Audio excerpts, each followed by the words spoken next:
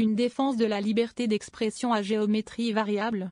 Dans la foulée du mouvement MAGA de Donald Trump, le RN tente de se poser en fer de lance de la défense de la liberté d'expression en Europe, mais pas en Hongrie.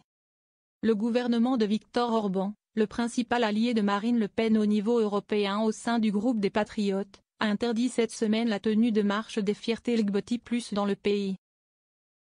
Pour les organisateurs de la parade, prévue cette année le 28 juin à Budapest, c'est une étape supplémentaire dans la fascisation de la société, une tentative du pouvoir de les déshumaniser. Le projet de loi adopté par la coalition gouvernementale cette semaine va assez loin puisqu'il autorise la reconnaissance faciale des personnes qui se rendraient à cette marche et qui risquent désormais jusqu'à 500 € d'amende. Une première dans l'UE, mais pas dans l'Europe, la Biélorussie et la Russie ayant adopté des mesures similaires, et qui pourraient d'ailleurs aboutir à l'ouverture d'une nouvelle procédure contre Budapest. Ce texte apparaît en effet contraire à plusieurs dispositions européennes, tant sur l'utilisation de la reconnaissance faciale que sur les droits des personnes. J'ai un petit stylo, à arc-en-ciel, réplique Sébastien Chenu. Or, l'éventuel fichage des minorités sexuelles ne faisait pas exactement partie des éléments de langage du parti lepéniste cette semaine. Invité de France Info, ce mercredi 19 mars, Sébastien Chenu, député RN du Nord, a d'abord botté en touche sur la forme.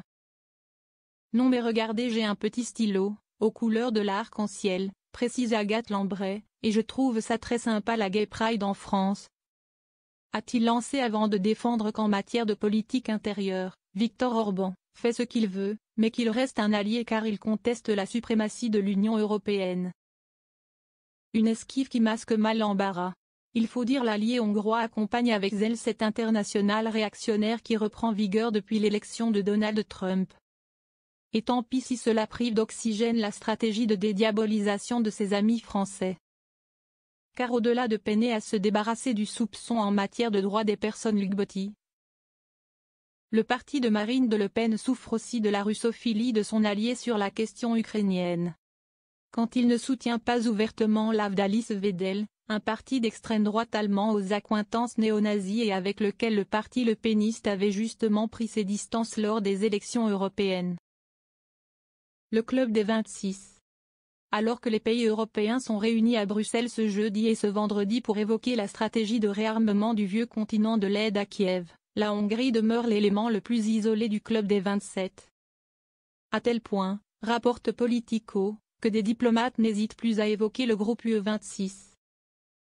Une manière de souligner que l'isolationnisme d'Orban, même s'il agace, est régulièrement contourné. Et que Bruxelles s'est habituée à ces oppositions de principe. On arrive toujours à avoir des décisions au sein du Conseil européen mais franchement,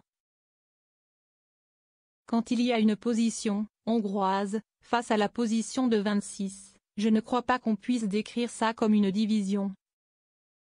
Analysait même le président du Conseil européen, Antonio Costa, cette semaine auprès de nos confrères de l'AFP.